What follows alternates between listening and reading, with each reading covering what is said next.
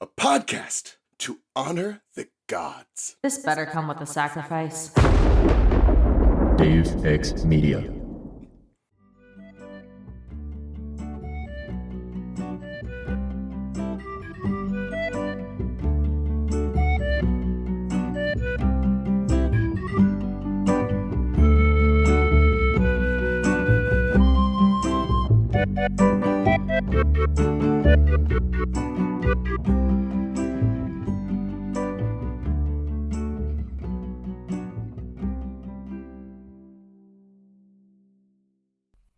It was late afternoon when the taxi dropped me off at the Empire State Building. Mrs. O'Leary bounded up and down Fifth Avenue, licking cabs and sniffing hot dog carts. Nobody seemed to notice her, although people did swerve away and look confused when she came close. I whistled for her to heel as 3 white vans pulled up to the curb. They said, Delphi Strawberry Service, which was the cover name for Camp Half-Blood. I'd never seen all 3 vans in the same place at once, though I knew they shuttled our fresh produce into the city. The first van was driven by Argus, our many-eyed security chief. The other 2 were driven by Harpies, who are basically demonic human-chicken hybrids with bad attitudes. We used the Harpies mostly for cleaning the camp, but they did pretty well in midtown traffic too. The doors slid open. A bunch of campers climbed out, some of them looking a little green from the long drive. I was glad so many had come. Pollux, Selena Beauregard, the Stoll brothers, Michael Yu, Jake Mason, Katie Gardner, and Annabeth, along with most of their siblings. Chiron came out of the van last. His horse half was compacted into his magic wheelchair,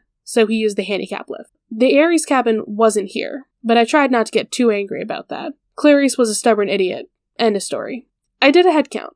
40 campers in all. Not many to fight a war, but it was still the largest group of half-bloods I'd ever seen gathered in one place outside camp. Everyone looked nervous, and I understood why. We were probably sending out so much demigod aura that every monster in the northeastern United States knew we were here. Welcome to Of the Eldest Gods, where we discuss Rick Riordan's role as our godly parent. Sup, dudes? I'm Raye from Cabin 12. And I'm Charlie from Cabin 13. And I'm Sam. I don't know. I forgot what cabin I'm from. Sam! I did it again. We just said this. Again.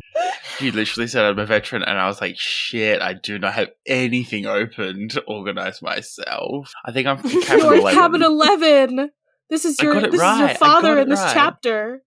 Daddy. God. We can't have the daddy outtakes again. We can't do it. We must. Every time Sam says daddy, you have to drink. It's required. We'll be so hydrated. And at this point, because we all have water. Yeah, no, you drink water. Specifically drink water. This is for those people who don't drink water. Hi, it's me. I'm calling myself out. Oh, tech drinking game where you hydrate yourself? Please look after yourself. I took out my people. water. Robert, you can't say I don't drink water. You can't say it. I think they can. Wow. Are we here today? We are not here. We're all over the- Sam, what time is it? Would you like to tell the people? Please. The people, it Call is 5 yourself a.m. Oh boy, 5 a.m. I asked for it to be earlier, which I think is a dumb idea in retrospect, but that's okay. I always ask Sam what time works, because time zones are bad. And also because Sam does more things in the average day than I do in a week, so like...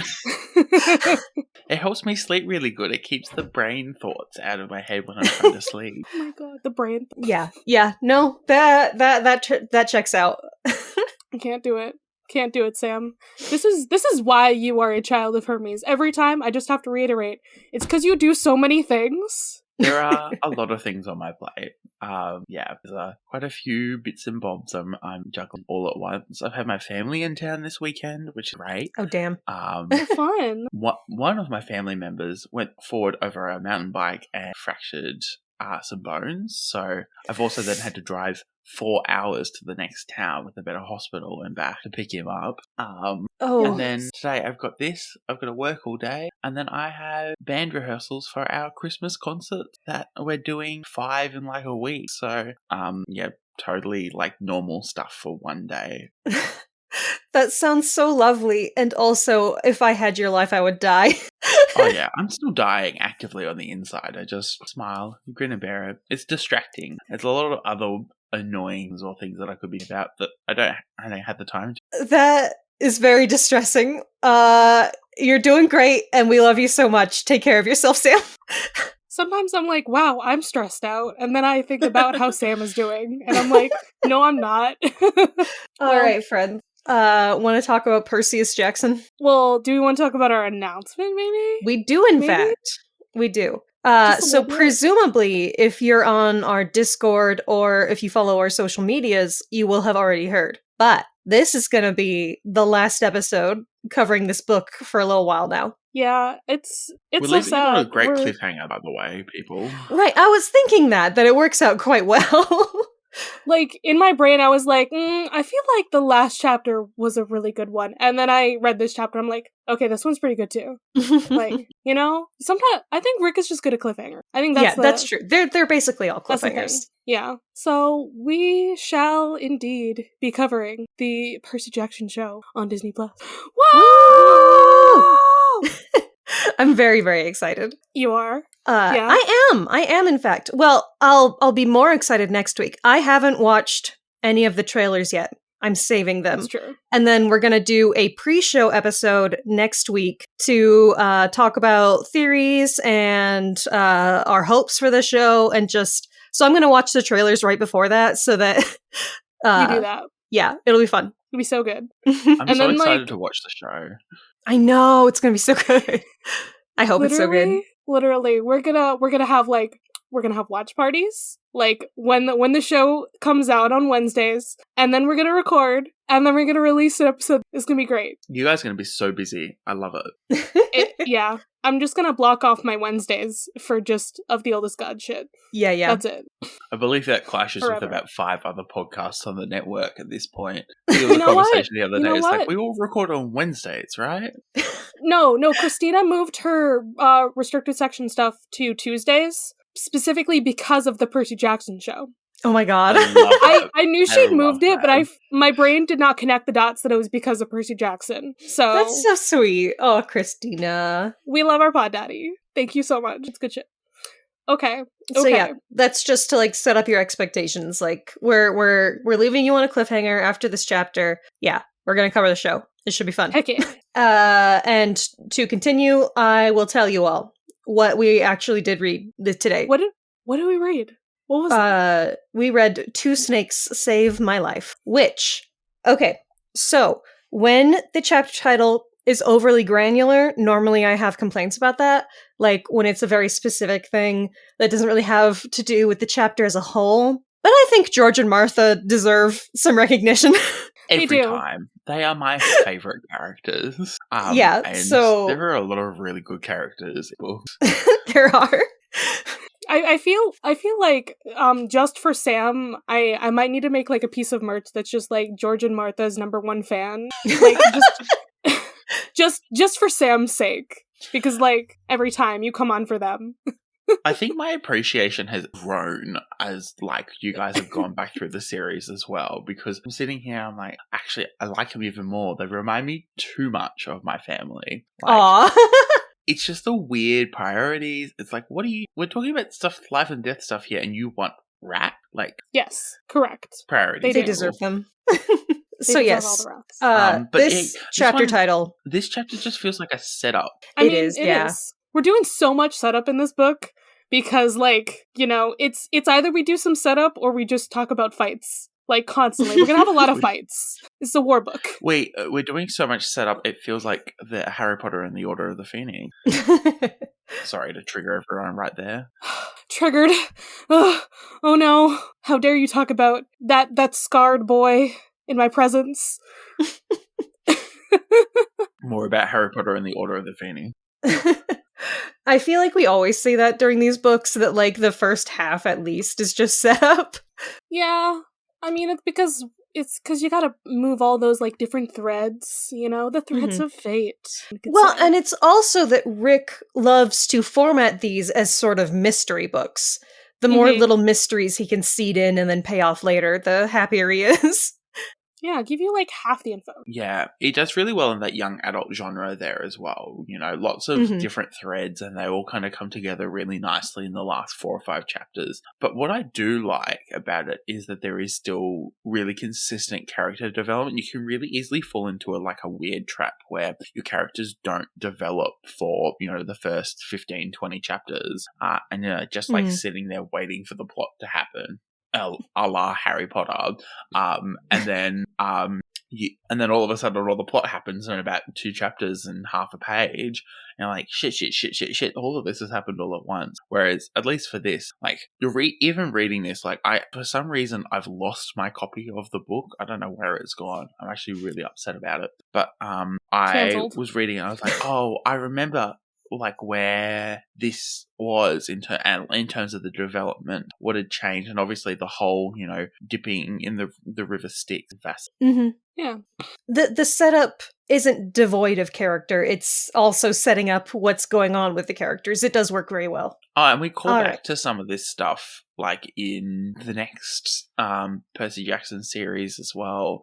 Like especially the stuff that happens last book. Sorry, ain't you fun? I'm like I'm starting to like get really excited for the next series. Obviously that's like 2 or 3 years away, but you know, I'm starting to get excited about it. even longer now because we're gonna cover the show in the middle. It's gonna take us so long. I'm sorry. I keep thinking we after this series we might need to change our format up a little bit if we want to get through these books faster than Rick can write them. You know but what? We'll talk about that later.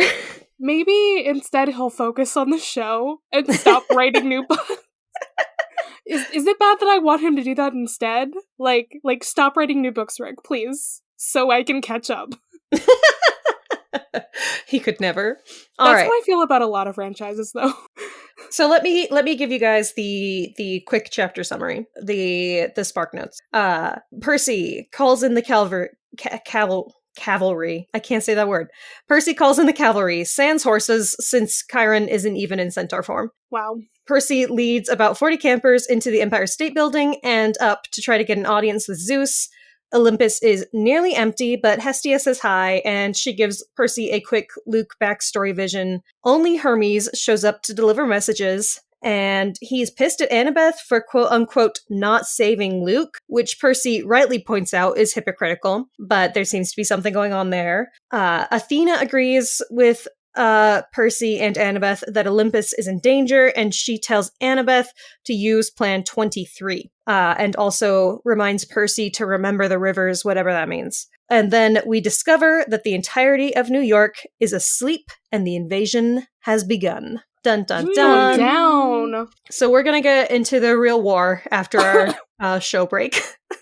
We really are. This is where it starts. Even though Percy said last chapter, this is where the war begins, this is actually where the war is going to begin. Right. I love it.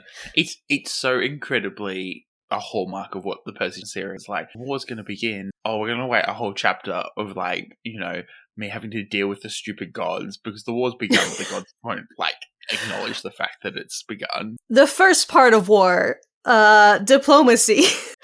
Politics, dealing with people's shitty egos. Yeah. And like, oh god, if we actually get this far in the show, like this, seeing everybody asleep, that'll be so cool though. Am I wrong? I'm wrong to be like, I'm wondering like what the scale of the show is going to look like, because if the show can get like a movie like view of New York, if we get to feel New York as a real place with a personality, that could be very cool. And then like this sudden there's a very good line. Percy says that it's as if someone has killed his best friend or something like that when he sees all of New York silent. And like, if we can get that feeling in the show, like make that come across, that'd be sick. Listen, New York is a character in Percy Jackson.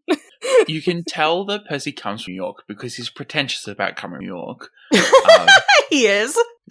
Yeah, he is. It's fine. It's okay. Okay, I also realized something that we should have done last chapter with our guest Blake, but I just want to know, where would y'all's like spot be if you dipped in the river Styx? Like if you could either choose or you have a spot on your person that you think links yourself or whatever. Interesting. Because I feel like this has been posed in the Discord at least once before, and God, what dumb thing did I say? I feel like I said, like, my inner ear. Because one, like, it's not a place that you could stab very easily. It's gonna be covered by, like, some stuff that is, like... Okay, there is, like, a helmet there. Sure. Like, if you're wearing a helmet, though, the head's already vulnerable. People are going for the head. I feel like Percy got it pretty good saying that, like, true. Nobody's gonna aim for the small of your back in particular. Oh, well, I even mean, like, unless you got, like, an arrow, like, straight through your ear, no one's gonna be able to get your spot if it's in your ear. Like, you can slash there, and then it's like, well, like, I can't get to it. It's, like, too far in there. I'm sorry, but this is my bullshit answer of, like, this is how I get around it. See, I'm not sure if that's how it works, because then you could just be like, it's inside my body in any particular point. It's actually my heart. Haha. I really like the small of the back. I know, of course, Achilles was like his heel, but like your pinky toe as well. Like, to me, it's quite poetic because theoretically your pinky toe is really, really important for like your overall balance and stuff. And there's someone who can't really stand up straight most of the time. Sam. What if you stub your toe and you die? I'm sorry, that's me. That's me. I stub my toe like every day. I could never. I would kill myself by stubbing my pinky toe by accident. Like, I smash my toes into things all the time. Last night I smashed my toes into my brother's knee by accident when I went to go kick him, and he moved before I could kick him where I wanted to kick him. Why are you suggesting this? This is a bad idea for you and for anyone else. Unless you're wearing steel-toed boots, don't make it your pinky toe. I feel like it's because that was my first thought too, was one of your toes. I feel like it's the impulse. Like, whenever someone asks you a question like this, you're like, what's the most disposable? And you pick something like that. A single strand of hair. You can always wear, like, shoes all the time. Or, like, you know. That's true. There's so many workarounds in terms of, like, toes. You don't want to do your fingers, because the amount of times I, like, accidentally get close to chopping my fingers off. There's so many options. But then Percy went and made it his back, and you know, his fatal flaw is loyalty. So you gotta stab him in the back. Very poetic. Yeah, it's my favorite thing to bring up every time. I think we should do inner thigh, because it'd be awkward to try to stab you there. Butthole. Who's gonna think to stab there? What if you have a really uncomfortable shit and you die? I was about to say. You know? You gotta be careful about these things. You know what? We're trying to think of some fun things, okay? You know? Alright. Let's get into this shit, my dudes. I saved this myth section for y'all because there was really nothing happening in this chapter that we didn't already know. So, in case you missed it. We're talking about Morpheus. So, this is interesting. This guy is kind of weird. Because I think is the only time that he really appears. I want to say it is in Ovid. So, Morpheus. His name means fashioner or form or shape. Like, this is a shapeshifter. This is the god of dreams. Not really the god of sleep. Just the god of dreams. I see. Like, this says god of sleep, but like, but he's Hypnos technically is the actual guy. Yeah. So, let's remember, he's being written by Ovid, who is a Roman poet writing about Greek stuff. So, technically, Morpheus is a son of Somnus, who is the Roman form of Hypnos. It's very weird. Hypnos does not have this child. He's Roman. Oh no. It's a weird time. It's a weird take. Don't worry about it. Basically, this guy was Ovid was like, this is my cool OC for Greek mythology, and then Neil Gaiman was like, sweet, I'll use that. Literally. Who else was it? It was Neil Gaiman and like The Matrix like decided to choose this guy specifically, who like doesn't really exist. Morpheus does feature in The Matrix. Yeah, this is not a person who actually really exists in proper mythology. I think it's just Ovid, as far as I know. That's what the wiki says, so. So I think our obsession with like dreams, obviously like in Percy Jackson, but in general popular culture, has meant that Morpheus has had quite a bit of a comeback today, like general like references. So there's like more references now of Morpheus wherever. yeah, I don't know. It's kind of weird. Why did nobody really want to use Hypnos? Why Morpheus? Why? It's very interesting. There's only like one mention of him too. It's just metamorphosis, yeah. Why is this important? He's just one of the 1,000 sons of the god of sleep. Huh. That's it. Why are you important? What is happening? Yeah, okay, his function was apparently to appear in dreams in human disguise. So, He has wings. mhm. So, the sons of Somnus, the Somnia, are dream shapes, meaning that they Mhm. appear in dreams mimicking many forms, which is really interesting. I mean, You yeah, know. like in dreams, everything kind of like moves around and shifts. Like, To I don't me, know. it sounds more like they kind of invade your regular dreams, and like anything in your dream could be one of these guys pretending to be something in your dream, which is like almost sinister. Yeah, I exactly. mean, right now I'm just thinking of like Inside Out when they're making up that like little dream story and they put the little filter on and it's like Right. none of these guys are actually like her classmates or her teacher, but they're faking it. That's what's happening here. Yeah, sounds like it. Quite interesting. It's when Morpheus is when like joy and sadness invade the dream. Yes, and they're like the dog that splits apart. Very fun, very good. Okay, so we have another a couple named like Somnia. Isolos, Icolos. It means like. Phobator, frightener. Makes sense. Phobos. And Fantasso, fantasy. Pretty cool. But they're just here.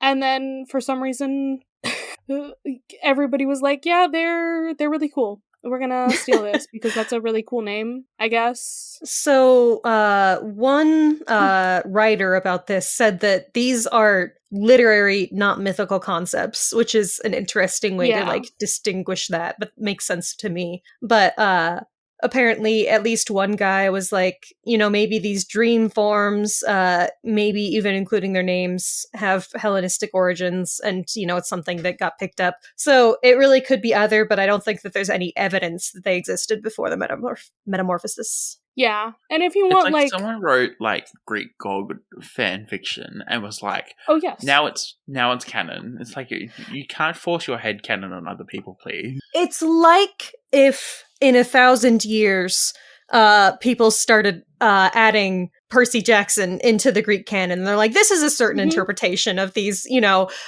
gods who were still worshipped in this time, which you can tell because they still have statues of them and stuff, It's like when Ovid was like, oh yeah, Medusa was just like a lady and then she became a monster. And now that's how we perceive it, even though there are older versions where she was always a monster. Mm-hmm. So what I'm reading here is that Ovid was the problem the whole entire time. Was fire Ovid. Yes.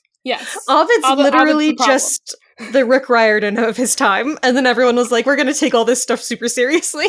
Yes, correct. A Roman is just like, I'm gonna write some Greek shit, and it's gonna be canon, okay? It's funny, because I do remember someone making a critique at one point about, obviously, like, Rick's gonna take a mild amount of creative liberties when writing this plot and these stories, referencing these characters. I think we were talking about it probably in an earlier book, Charlie, but obviously, like, there are going to be some facts about the Greek gods that are not correct or are a very different interpretation to the mainstream interpretation of what's going on. And this is how people are learning about Greek mythology, and so there is, it is really, really hard to sit there and understand the fact that this is an interpretation rather than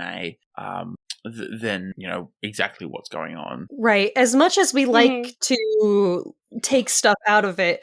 This is an entertainment media, not an educational text, you know? I mean, it's an educational text as in, like, hey, children, I'm introducing you to these concepts so that you can do your own research, but I'm telling you a little bit about them in ways you can understand. Like, that was the whole goal for him. Okay, I had, like, one last thing to say, which is that, so, like, that's, like, a Roman interpretation of something, but there is, like, a Greek version of, like, the personified dreams, or dream gods, which is, like, the Onoroi, who are also the children of Hypnos. So, like, it's possible Ovid was, like, kind of using a concept that already existed. Yeah, that makes sense.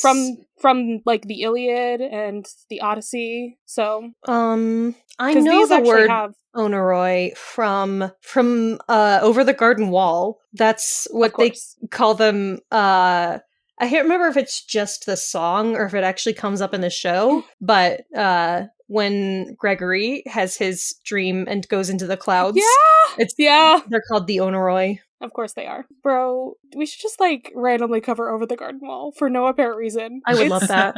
It's a modern interpretation of, not a myth, but...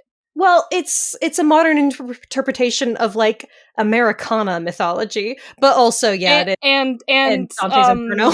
And Dante's Inferno. That's Italian. That's like Roman, but like... No, I feel like we could definitely, I feel like that fits our theming. We could do that, like, next October, maybe.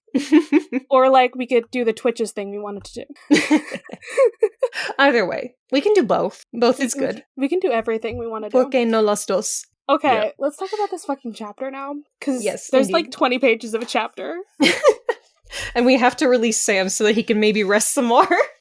Nah. There's no rest for the wicked.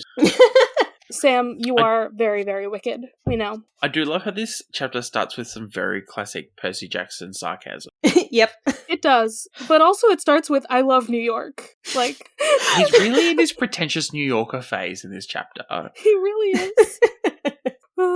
But yeah, no one's looking at him funny, even though he's, like, riding a giant hellhound.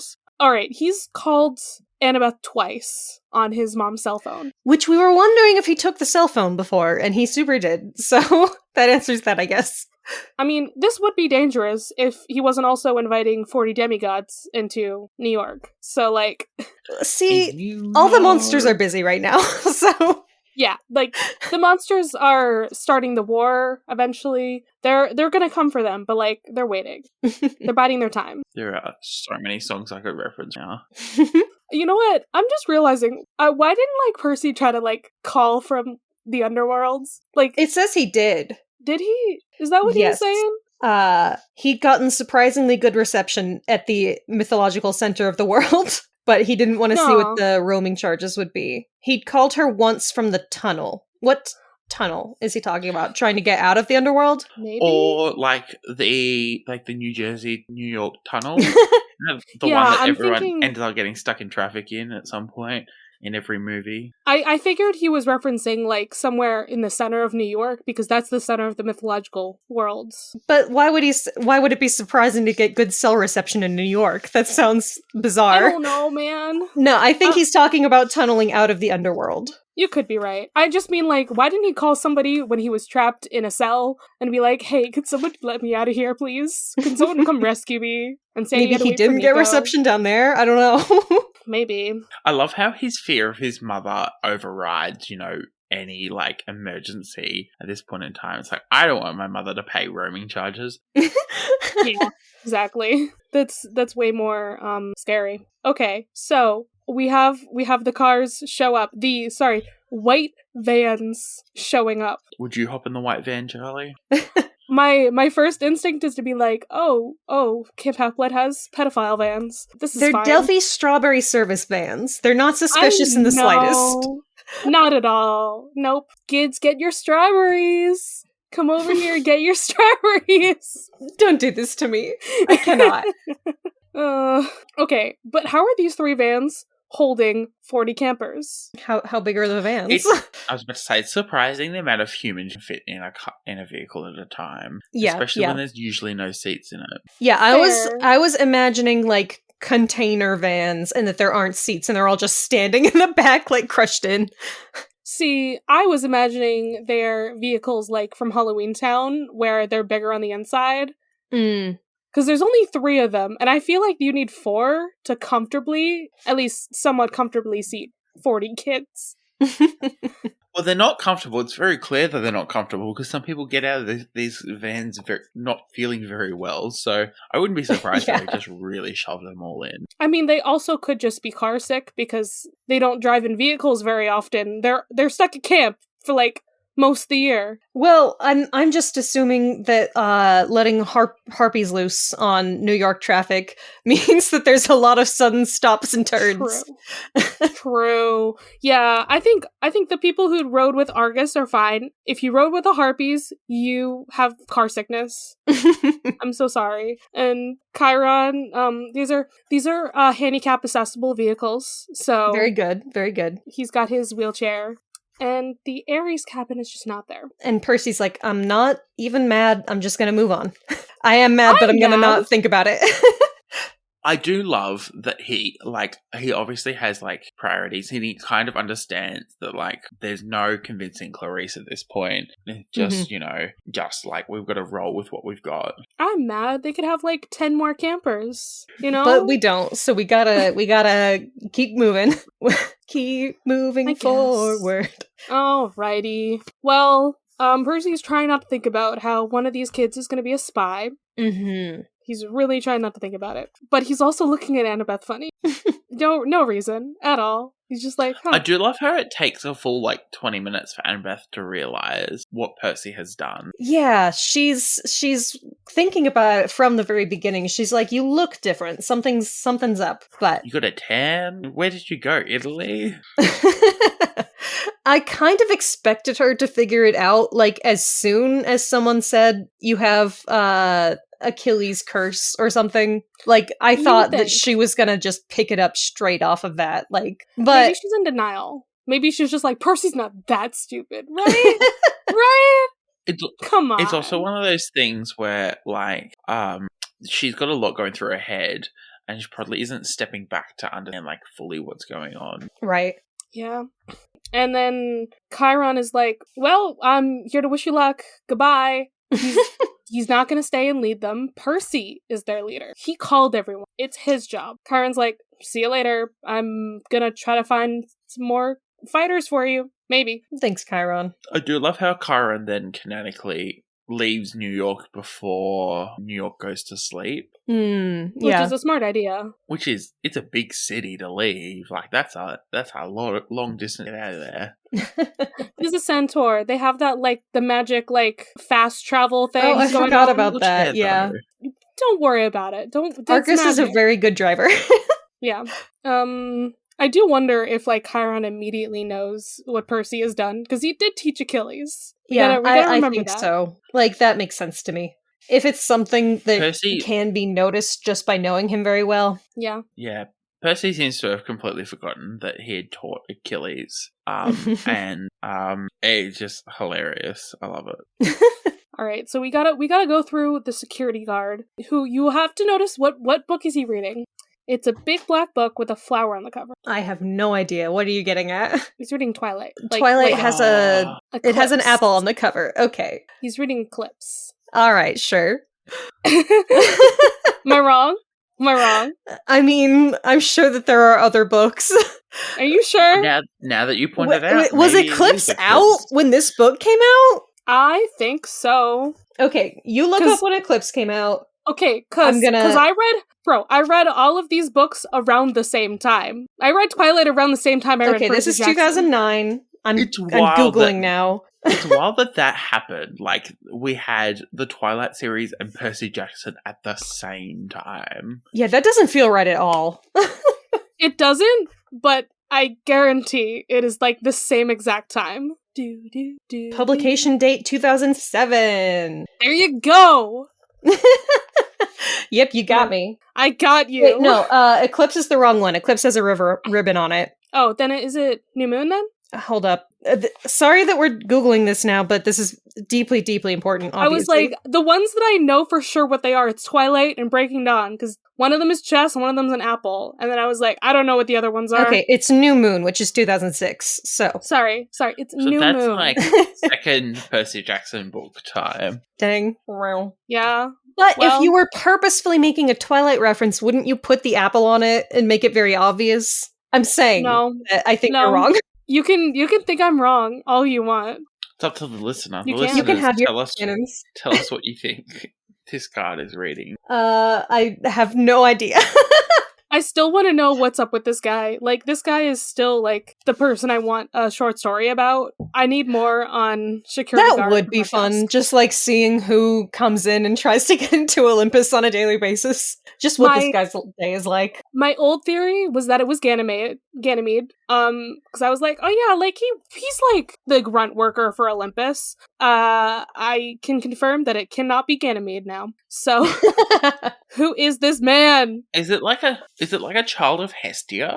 Like, in my head, that would make sense. Someone to, like, not necessarily guide, but just to, like, be a look on the entrance to basically the half of the half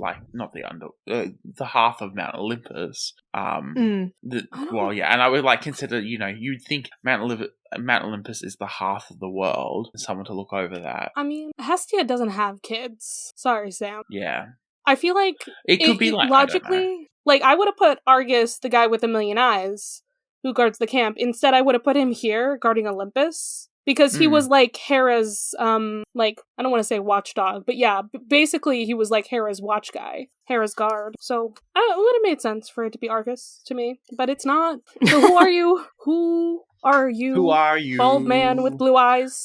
I was assuming maybe also just a demigod, but I don't know whose child he would even be, so. But I do hope they cast somebody fun, for him in the show. Like, that would be a great cameo.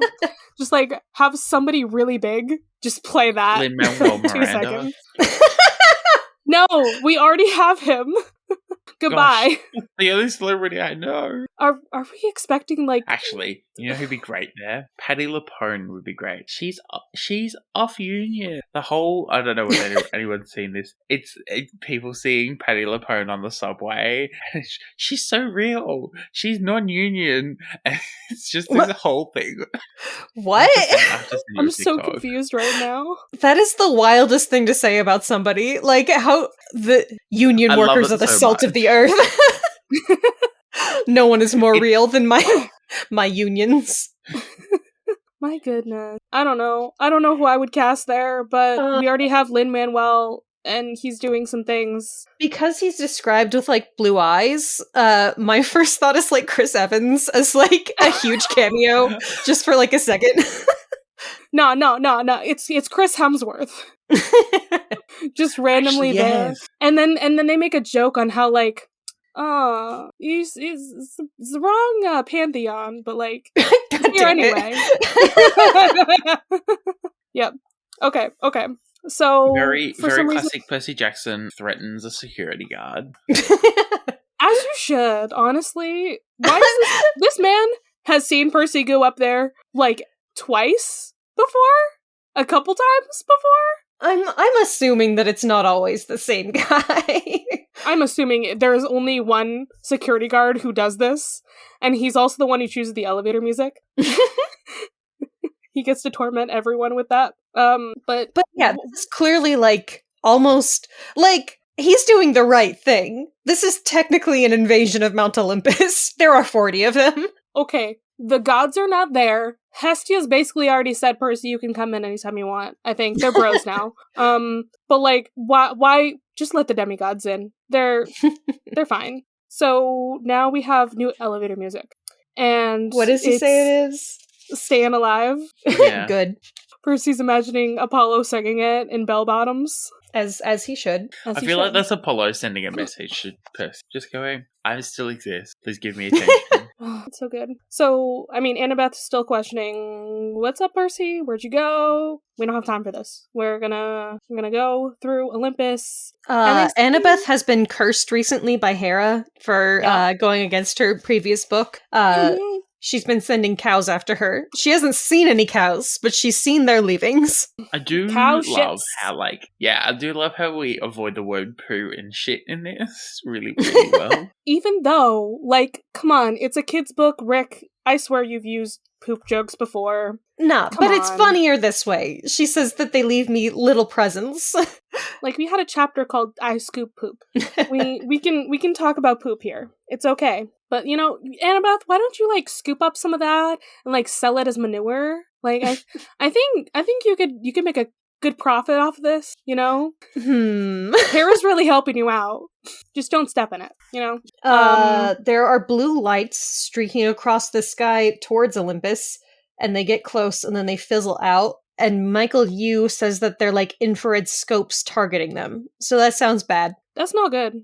Later bueno. on, Hermes is those aren't doing anything. It's fine.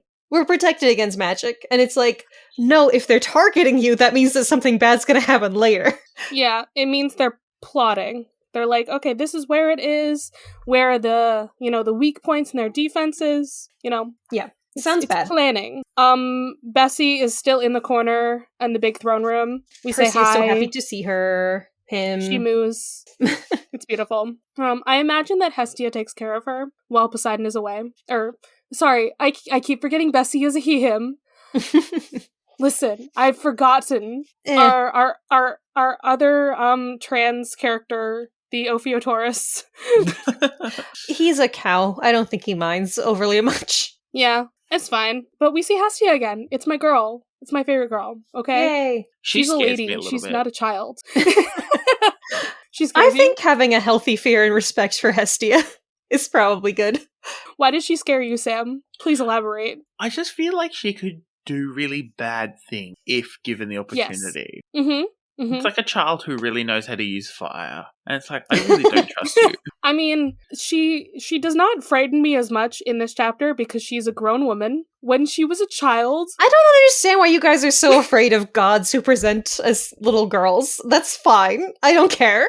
Because, you know what? I don't watch a lot of horror, but I feel like that's the horror thing is making children terrifying, And see, that is a thing. It is scary when a child is overly, precocious and kind of knows more than they should. But I also when it's a god, I'm that's just otherworldly. It's not scary to me, Yeah, it's totally not frightening when a small child has flames in her eyes. That's At fine. all. That's fine. The energy is less horror movie and more fae to me, which is scary but in a different way. Fae are also Yes. terrifying. Fae are terrifying, but not actively. I mean, there's a difference because Fae are the terrifying people I would fuck, but That sounds like a horror really movie. bad idea.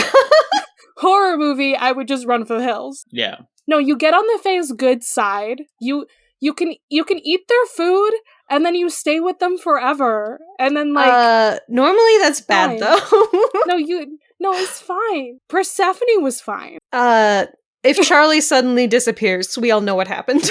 It's because I wanted to get with the Fae Queen, okay? Really. She's going to use you as a slave for the rest of your life. And I'm And down Charlie's with going to that. be okay with that. If I'm her sex slave forever, I'm okay. I do love this little note here, and I don't know whether anyone else noticed it. It was Ooh.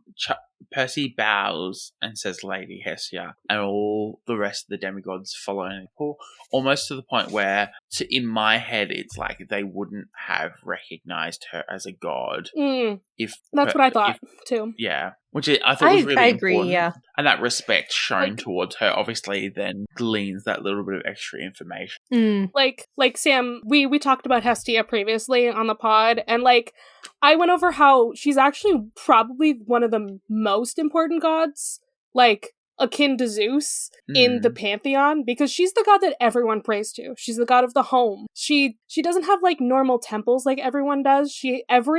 Every hearth is a temple to Hestia. So she's one of the most important people, and that's why she doesn't have a lot of stories about her actually. To me, it's Hestia is less of someone you go out to worship because you you need something from them, and she's more like, just a spirit who is comforting. She's probably like where we got the household, like gods and such, like later on in other things. I mean, yes, there's household gods and all the other stuff, but like, like Romans like have a lot of different like particular household gods. Oh, do they? And That's interesting. They do. Like, I mean, I think sometimes they're like ghosts. Yeah. But like not the same way. And then the Greeks have Hestia. Yeah. She is their household god, specifically. I think also this interaction here, not to spoil anything, but does start to like indicate what the resolution of this series may be. And I'm going to leave it at that. There's a lot of setup going here that I think it'll be interesting to get back to in a few chapters' time. I mean, everything that Rick's doing right now is set up. That's not a spoiler. The layers of setup. Yep. Hestia knows that Percy has the curse of Achilles. And everybody's like, what does that mean? Oh, technically she did like know he was going towards that anyway, but she knows that he has it already. And now she gives him a vision, look into her fiery eyes, and guess what, guys? We're going to Richmond. Yeah, we're going to Richmond. Shout out to all of our Deus Ex Media people in Richmond. We see you, but we're in a flashback actually, so we can't see you at all.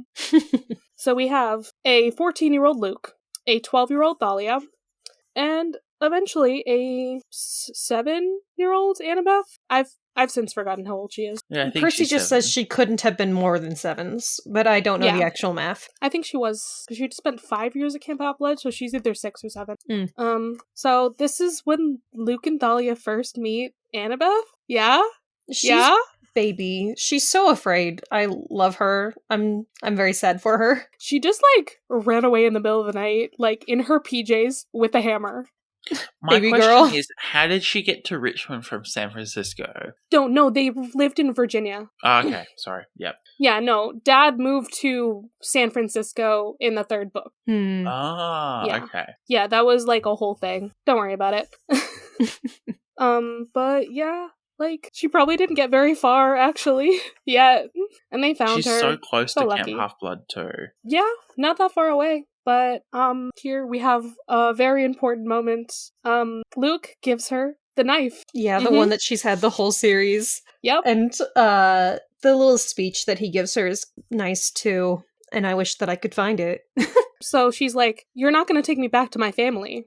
Promise? And Luke says, you're part of our family now. And I promise I won't let anything hurt you. I'm not going to fail you like our families did. Deal?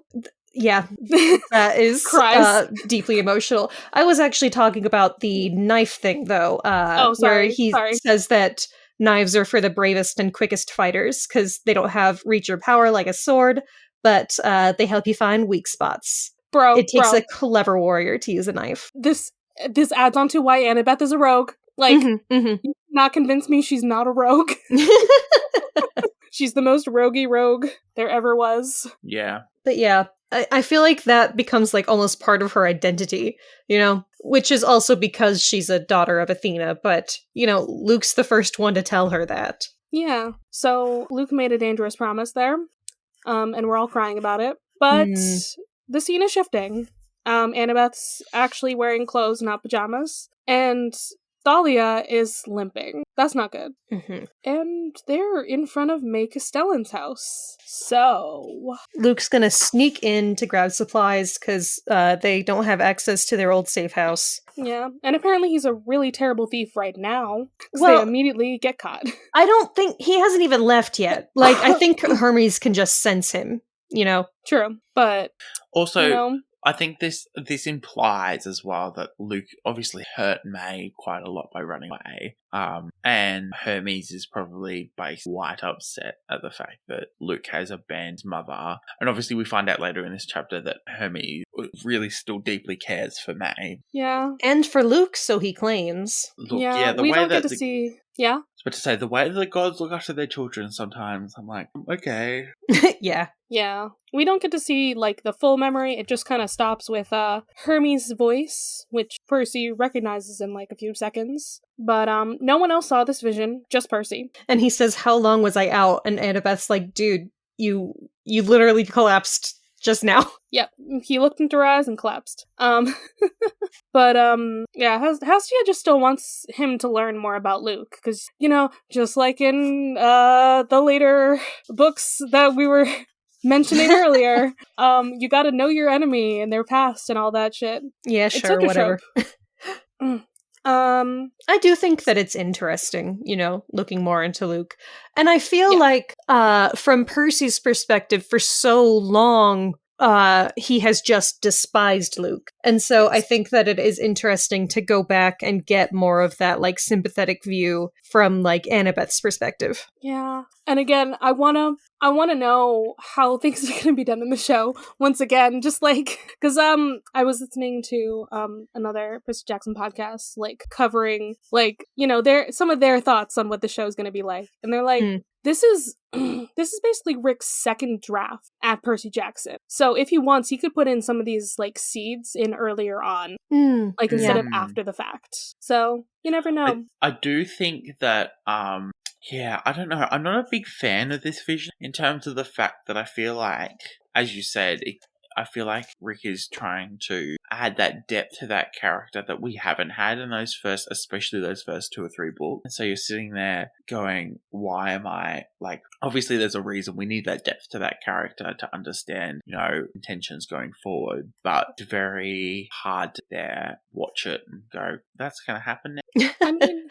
Okay. I guess. Sorry. I do understand that perspective, but I kind of disagree, because I feel like Luke's depth as a character has been seated in the entire series. You know, the fact that he clearly does care for Annabeth, it's just that what he's doing is more important to him. Like, that kind of stuff, I feel like we do get those glimpses, and Percy ignores them because he hates Luke. True. And that's my kind of perspective on the whole thing. And maybe that's just hindsight, having reread through the whole series this time, like, knowing this about Luke. But I do feel like there is adequate for me, like, seeding in that Luke is a complex character. Yeah, there definitely is some things seeded in, but Percy hates Luke, and Annabeth, like, kind of still believes in him. So, like, you get 2 kind of unreliable people and 2 very biased people talking about Luke. It's fascinating because obviously, like, for all of his life, Percy has had so many people fail him, but he's also been loyal to a fault all the time, and has been so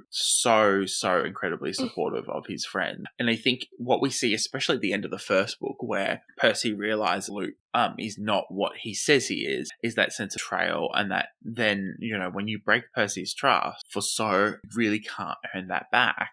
So it becomes, I absolutely agree. And so, whereas, and I think also in my head, what's running in the back of his head is a sense of jealousy as well. He hasn't had as much time with Annabeth. He hasn't had as much time at Camp Half-Blood. So, you know, for him to rock up into Annabeth's life, and she already has complex and really quite deep relationship with Luke, I'm sure that's infuriating to anyone. It would be infuriating to me. Especially when the guy is, like, actively trying to destroy society and kill everyone you love. Yeah, just a little bit. I will say that, like, at least some of this memory, I don't know how they're gonna do things, like, in the show to change stuff, but, like, the way stuff was in The Lightning Thief, you didn't fully know, like, who knew each other and, like, how they knew each other. Like, the Luke, Annabeth, Thalia, Grover situation was kind of a mystery for, like, half of The Lightning Thief. And we don't learn it till, like, later on. So really learning all of that stuff, like, they don't learn it till after camp, which is after they leave Luke. So I don't know how they would get some of that stuff in earlier on if they wanted to. Anyway, well, so Hermes is here and he's in another different outfit. Like, this man just has a different outfit every time we meet him. Now he looks like a pilot. Yes. And he's got little things on his helmet and the backs of his boots. Very good. I love it so much, actually. So I find it interesting that Percy says that he looks about 25 with his curly salt and pepper hair, because I had always assumed that Hermes looked like 40. Yeah. Also, salt and pepper hair is a weird description of hair to be putting for someone who Percy thinks 25? 25. Yeah. Right. Like, I also feel like Rick says salt and pepper hair, like, way too often. I haven't particularly noticed it. He uses it, like, so often for, like, especially my favorite character, Paul Blofeld. Mm. And at some point in the future, no spoilers, he does use it for someone who really should not have salt and pepper hair, who is way too fucking young for that. Okay, I'm going gray, so that's... Raye, you are an adult. I'm talking about, like, an infant. Oh, well. That's... Rick, yeah, that's weird. Rick doesn't understand how salt and pepper hair works, apparently. He doesn't. He really just likes salt and pepper hair. I'll have to see what the context of that is, because that sounds pretty weird. It does. And everyone's just like, what the fuck, Rick? That's weird. Okay, so I don't know what's up with Hermes, but I guess he would be going gray, because like Sam, he's got a million things to do, constantly. And all of these youths have rooked up on his door. So Hestia's like, I'm getting the fuck out, because Hermes is mad. And my goodness, the tension could be cut with Annabeth's knife. But we have the snakes. So what's interesting here, and something that I don't particularly remember the payoff of, is that Luke has told Percy that he met his dad once, and that's presumably when he got the quest to go and get the golden apple where he got his scar. But that doesn't make much sense that would have happened at May Castellan's house before he ever made it to camp. So I don't know what's up with that. That sounds weird. I don't think Hermes maybe gave him the quest, like, in person. Okay. Necessarily. Because I think that is the one time he meets his dad. Is that interesting? Because throughout the rest of this entire book series, that's what I had assumed, that the one time he met his dad was when he got that quest, and that's why he's so angry about it. But he's angry about a lot of things that his dad does. Don't worry. I see. So Percy addresses Lord Hermes, and then George and Martha are like, excuse me. Excuse well, me. George is like, excuse me. Martha says, be polite, George. Why would George be polite? Percy did not bring them a rat, and they are sad. We may get a resolution to the rat plot line at some point in the next few years. God, I hope so. George can't even imagine being too busy for rats. Nope, not at all. So, instead of talking to Zeus, Percy has to talk to the messenger. And damn, do we wish we could shoot the messenger today. Well, I think the messenger would like to shoot them. Exactly. They want to shoot each other. It's okay. Percy sends off, like, most of the demigods. Annabeth just stays with him. Yes. He doesn't want the situation getting more volatile than it already is. Yeah. And they make Connor and Travis go lead everybody. Like, in front of their dad. Like, say, hey, yes, you guys, you're leaders at camp. And yet again, like, and this is a continued pattern of behavior where, like, none of the gods are really acknowledging. Yeah, not really. It's fine. They're bad parents. They all suck. Yeah, they are. So Hermes is also really mad at Athena, I guess, right now. Because she's like, oh yeah, it's a trap. We need to go check on Olympus. And so, she couldn't leave because she's, like, the best strategist and fighter. So they sent Hermes instead. He doesn't want to be here. He doesn't want to be talking to Annabeth. I mean, how would you feel, though, if, like, oh, we can't send her, she's too cool, we're gonna send you instead? It is his job. Like, yeah, it's his job, but also, like, damn. Yeah. He's clearly unhappy. It's giving vibes of when I call my mother right as she's doing something, and she's like, really? I have to pick up the phone to Sam right now? Like, why can't you call me at a more convenient time? No! That's so sad, though. Wow. Who wouldn't want to talk to Sam? I was thinking at the beginning of this chapter, Percy's like, we have to get an audience with Zeus. And I'm like, why are you going to Olympus? He's not even there. Right? Go to St. Louis instead. I mean, maybe he just planned to, like, do something to his throne and just make him mad so he would show up. Good way to get vaporized. Exactly! But apparently they're not allowed to vaporize Percy anymore, so that's fun. I do love that, actually. So, Annabeth tries to insult Zeus, who is neither deaf nor blind. And those lights are, in fact, the goddess Hecate, most likely. But they're not doing anything, so it's fine. They're protected. It's fine. don't worry about it at all. And I guess, like, even though the teleporting stuff that they do is, like, also the air travel and they're protected by air, Hermes, were you allowed in? Were you just allowed to go in? Yeah, he's one of the gods. He has clearance. Yes. So Percy was wondering if materializing or teleporting like gets past like their air wards. And he's like, no, that's also air travel, which I like for like Greek mythology. That makes total sense to me that there is no teleporting. It's all like by the winds. It makes sense. I mean, Fly especially like the since wind. Hermes flies.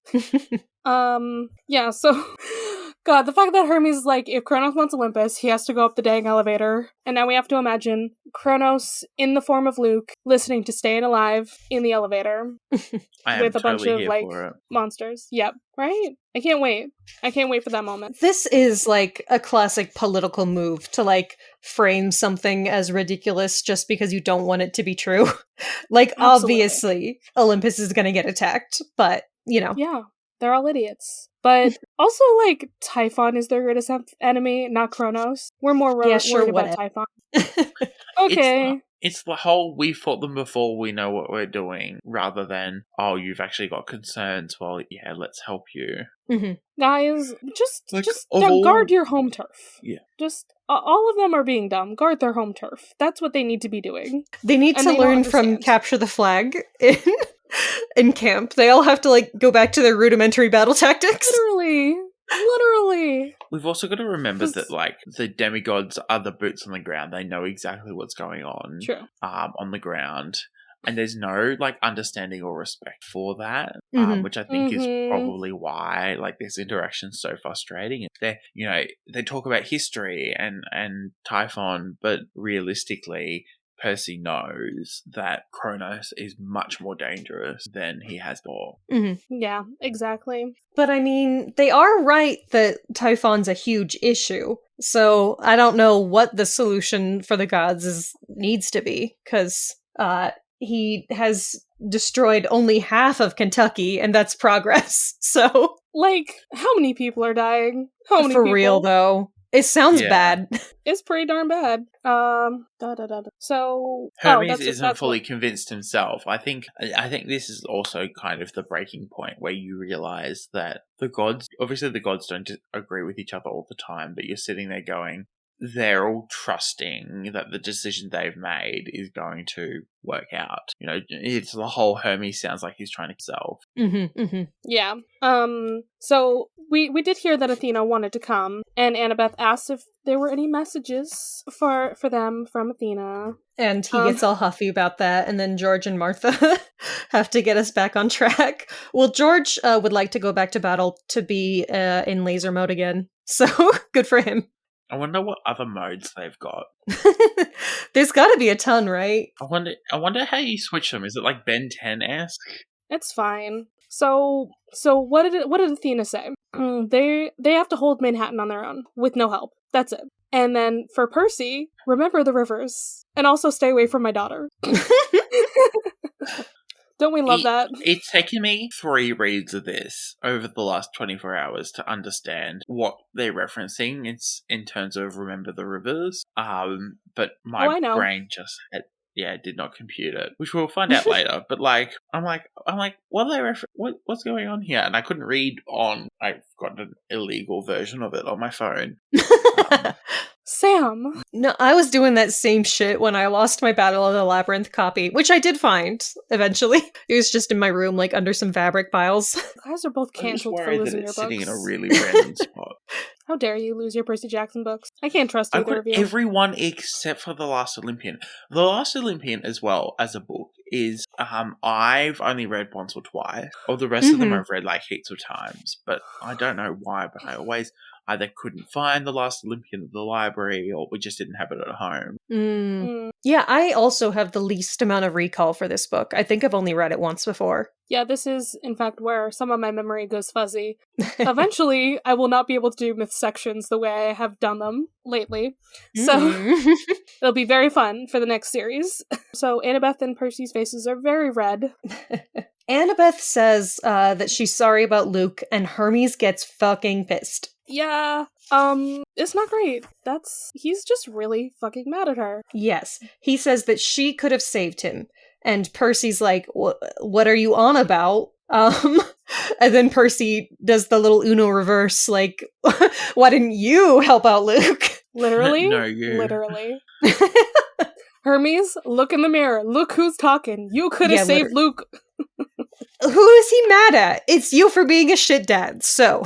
And then I think this is the running theme with the gods. The interactions we've had over the last few books, that it's the demigods' fault for things that have gone wrong, or it's the demigods' fault that, you know, they've been betrayed or something. And I think this really cements it in our heads as we go through these next few chapters of the gods don't want to take the blame for the work that they have or the things that they've failed to do for their children. Mm-hmm. I mean, they're immortals. They don't get to change. They've been around for so long, and that they're stuck in their ways. And then they're like, well, I mean, I'm mad at myself because I didn't do this thing, but no, I'm gonna blame the demigods because that's what we always do. We blame the demigods because it can't possibly be my fault. Like, I'm also, all powerful. Is this the first time Annabeth has met Hermie? Other than, obviously, outside of May Castellan's house? No, they've definitely met on Olympus. Okay. Right, but, like, met is kind of a strong word there, because if you're in a meeting with someone, you don't necessarily talk to each other. True. This is, like, the, I don't know, 4th time or something Percy's met Hermes. Yes. Like, Annabeth's Hermes certainly showed up a seen bunch. him before, but I sincerely doubt that they've talked much. Yeah, Hermes was in Sea of Monsters, like, a bunch. And then, I mean, they all were in Olympus and Titan's Curse, so. Yeah. It's fascinating. Obviously, Percy's feeling pretty emboldened by the curse of Achilles. Oh, yeah. And has some words. I mean, well, Percy always shit talks them, but this time the curse of Achilles is what keeps him from getting into an actual fight, because apparently he is in the hands of the fates now. So that doesn't sound ominous at all. I mean, loyalty is his fatal flaw. Yeah, I'm guessing this has got to do with the prophecy where because he's gone down and taken the curse of Achilles, like, the prophecy now must be fulfilled. And so therefore the gods can't interfere. But it's funny because then obviously he kind of breaks down as well. And I think this is the first point where we realize that, like, there are consequences on both sides to abandoning, you know, the mother or father of your demigod child. So when he has this emotional moment, what he says is, "My son, my greatest pride, my poor May." And it seems he seems very helpless in this moment. And it's like, is there anything he could have done? Is he allowed to be, you know, involved in his own family? Yeah, it makes you wonder.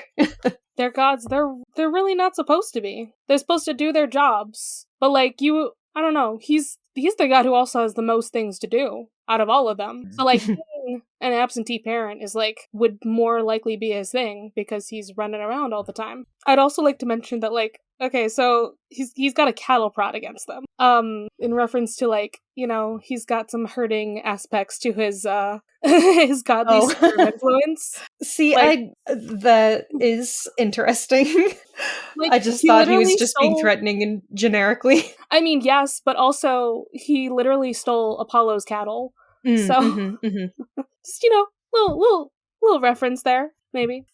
Yeah, so Percy still wants to know what's going on with May, but Hermes is, like, not giving them. He's just leaving. The whole having to turn Annabeth away so that while he turns his proper form is fascinating. Yeah. Right. She seems to have been deeply, deeply affected by this conversation. Yeah, but it's not her fault, and Percy has to comfort her because she's very upset. And then she seems so upset that he's like, is it your fault? Like, is there something I don't know? And there clearly is something he doesn't know, but I sincerely doubt that it's Annabeth's fault. Yeah, there's no way it's Annabeth's fault. She was like 7 at the time. If this is referencing any time around then. I don't know. I don't remember, so we'll find out, I guess. But Percy does have to explain to Annabeth what the heck happened with him, because she's like, okay, but you met Luke's mom? You bathed in the river Styx? What the fuck? And he's like, yeah, I did. Just a little. It's okay. But yeah, they figure out that she's like, oh yeah, Luke went to the sticks. That's what happened. What the fuck? She does put it all together on her own, to her credit. Yep, it's the only way he could fight Luke. Bathed a little bit in the sticks. I love that. Maybe a little. Yeah. Like, okay, Percy. Yeah, that's so funny to me also. He just dipped his toe in for a second. Imagine if you could do that instead. Just get invulnerable hands. just a little bit. I do love how Percy gets jealous when she realizes that Luke's also gone into the stick. Mm-hmm. And she's worried about him because of that, of course. And then Percy's like, oh, you're worried about Luke again. Yep.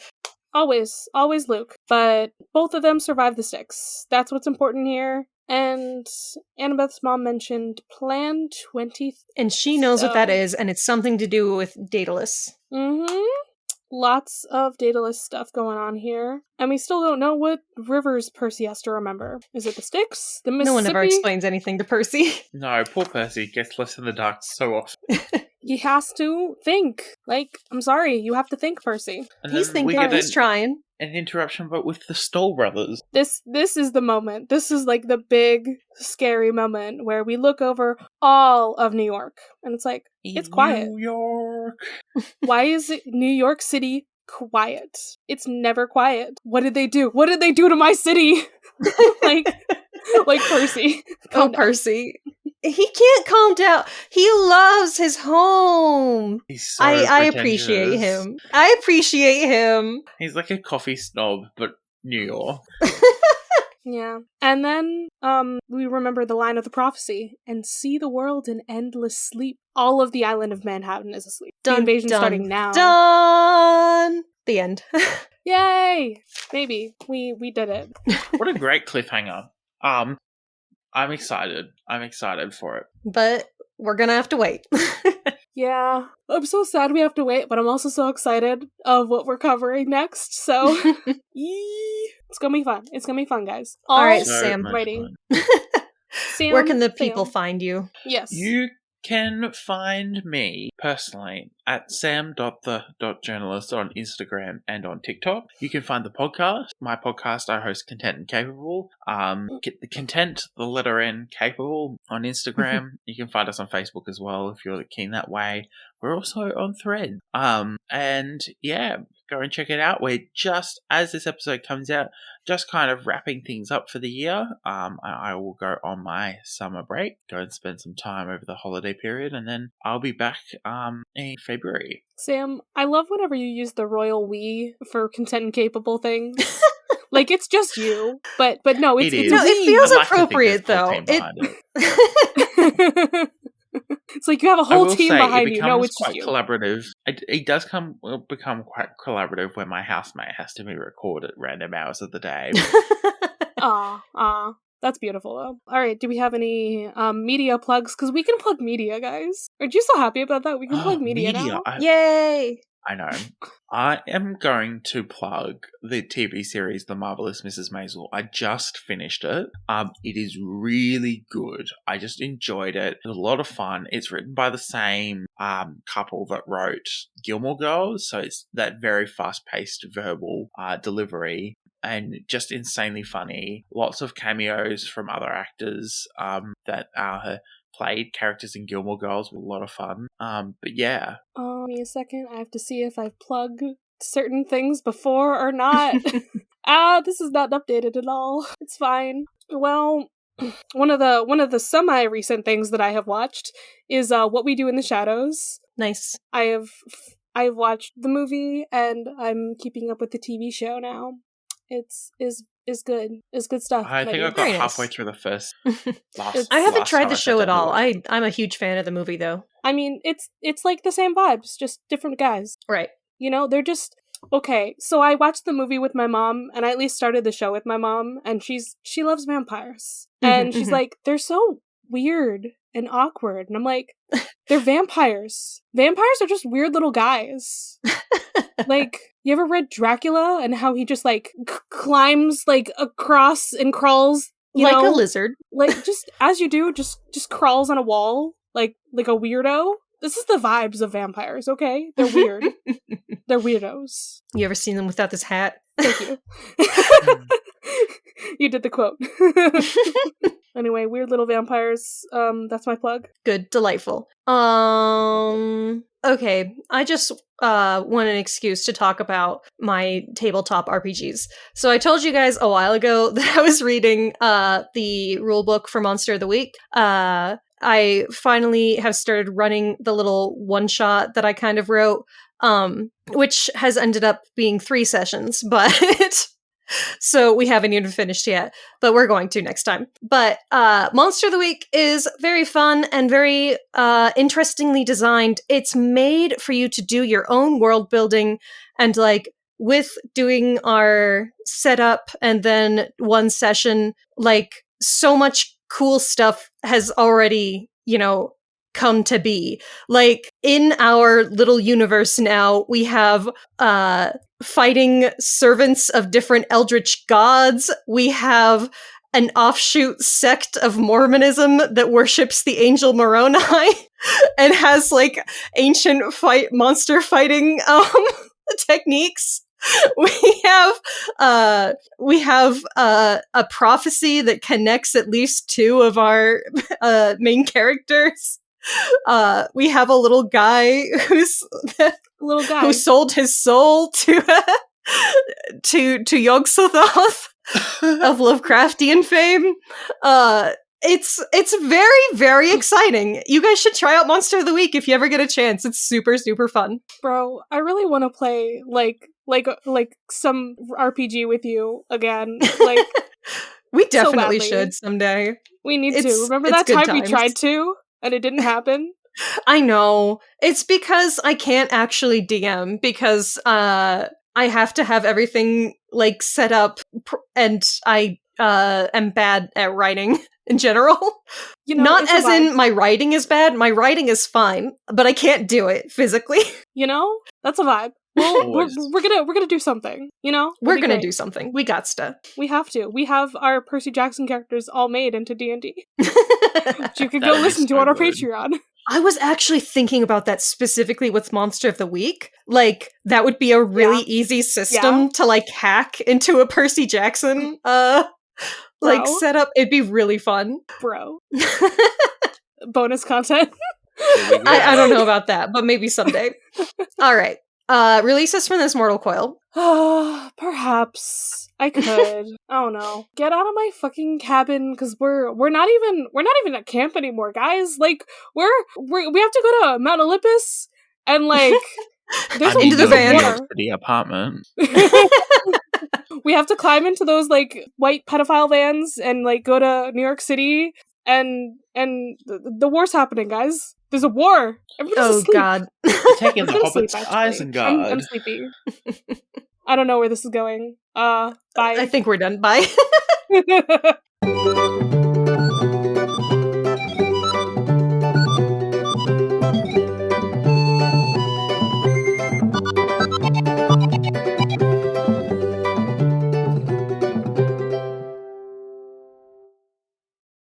Hello, listeners! Editing Charlie here with a patron shoutout. If y'all didn't know, our $10 and up patrons now get a shoutout on the pod. So now, I get to shout out our lovely God Complex level patron, Matt. Matt is so wonderful and has been a supporter since we started the OTAG Patreon. Thank you so much for all your support, bud.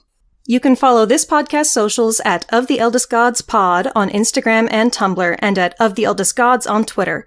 You can send us an iris message through oftheeldestgodspod@gmail.com. If you'd like to support us financially, join us at patreon.com/oftheeldestgods. By becoming a patron, you can join the Deus Ex Media Discord server, where you'll be able to chat with us and other listeners about episodes and anything Percy Jackson related. Our $5 patron tier also gets you access to Against All Odds, our monthly bonus show. There, we'll talk about a wide variety of topics, which usually have something to do with mythology. No promises. You can check out our merch store in Redbubble to find custom designs made by Charlie, Or if you cannot or do not want to support us financially, we'd really appreciate a rating, a review, or letting your friends and followers know how much you love the podcast. That really helps. You can find me, Raye, at HeyHeyRaye, spelled R-A-Y-E, on Twitter. If you want to hear more from me, check out Barbie Movie Slap, a podcast where my co-host Ted and I discuss Barbie's cinematic universe. That podcast Twitter is at Barbie Slaps. And you can follow me, Charlie, at GreenPixie12 on most platforms, but on Twitter I'm at GreenPixie123, which I'm totally not salty about. I also have an art Instagram at GreenPixieDraws. I sometimes do the YouTube thing on my channel, Charlie Mac. That's M-A-C-K. Our music was written by Isabel Strauss-Riggs and recorded and edited by Ian M. Riggs. You can find Izzy at Kane_I, that's I as in the body part, on Instagram and Twitter. She also currently makes video essays on the YouTube channel Kane I. Feel free to message her about making music for your project or editing your podcast. Of the Oldest Gods is proud to be part of Deus Ex Media, which features great podcasts like Content and Capable that follows Sam as he tries to figure out what it truly means to adults. I just have a weird energy. Don't worry about it. Have you ever gotten so distracted in Stardew Valley that you forgot to sleep? Have you realised that you have a whole room in your house full of dogs? You don't even know what to do, Or have you even bored your friends to sleep talking about your passion? Well then, Content Capable is the podcast for you.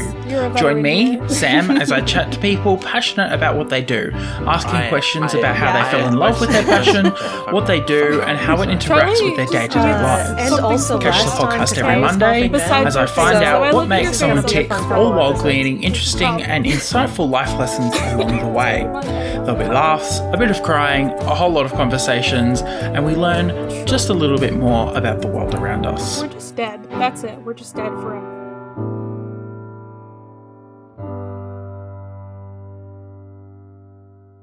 Of the Eldest Gods is based on the series by Rick Riordan. Right now we are discussing Percy Jackson and the Olympians. Remember to follow us on your favorite podcatcher and meet us back here every Thursday.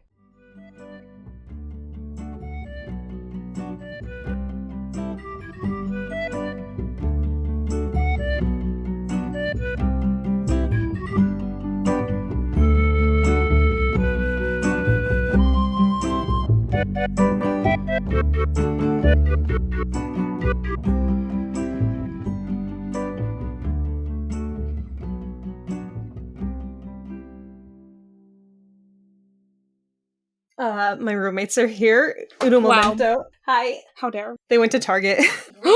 I'm sorry I couldn't greet you. Charlie was Did you get me on podcast. Hi. Teddy! Maybe. Fucking gay.